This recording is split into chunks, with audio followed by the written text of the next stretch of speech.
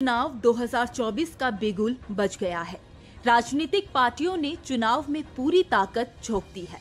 इसी कड़ी में महाराष्ट्र की बारामती सीट पर बरकरार सस्पेंस खत्म हो गया है। इस सीट पर चुनावी मुकाबला दिलचस्प होने वाला है, क्योंकि चाचा भतीजे के बाद अब ननद भाभी के बीच चुनावी जंग देखने को मिलेगी। दरअसल एनसीपी शरद पवार गुट ने 30 मार्च को 5 उम्मीदवारों की लिस्ट जारी की। इस लिस्ट में राज्य की सबसे अहम सीट बारामती से एक बार फिर सुप्रिया सुले को चुनावी मैदान में उतारा गया। इसके थोड़ी देर बाद ही अजित पवार गुट ने भी इस सीट से उम्मीदवार के नाम की घोषणा की।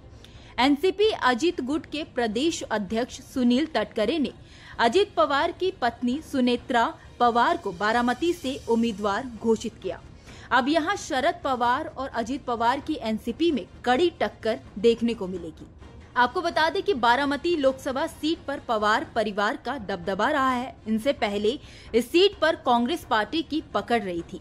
इस सीट से शरद पवार 6 बार सांसद रह चुके हैं। एक बार उनके भतीजे अजित पवार ने इस सीट से जीत हासिल की है।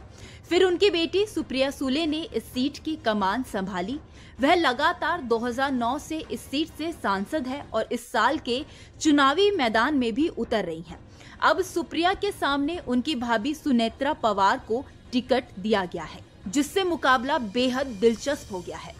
लिस्ट जारी होने से पहले शिवसेना नेता विजय शिवतारे इस सीट की लड़ाई से बाहर हो चुके हैं। विजय शिवतारे ने बारामती से चुनाव नहीं लड़ने का ऐलान किया। दरअसल शिवतारे ने 12 अप्रैल को बारामती से निर्दलीय उम्मीदवार के रूप में नामांकन की चेतावनी दी थी। उन्होंने सुनेत्रा पवार को हराने का संकल्प भी जताया था। बारामती सीट को लेकर अब मुकाबला पवार परिवार के बीच है। सुप्रिया सुले और सुनेत्रा पवार एक दूसरे के सामने हैं।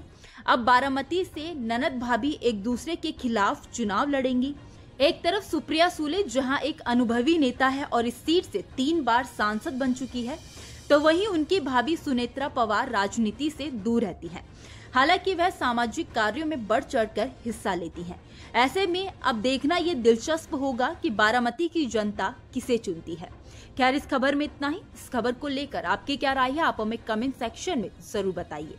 वीडियो अगर पसंद आया हो तो वीडियो को लाइक और शेयर करना ना भूलें। बाकी देश और दुनिया की तमाम बड़ी अपडेट्स के लिए देखते रहिए न्यूज नेशन का डिजिटल प्लेटफॉर्म।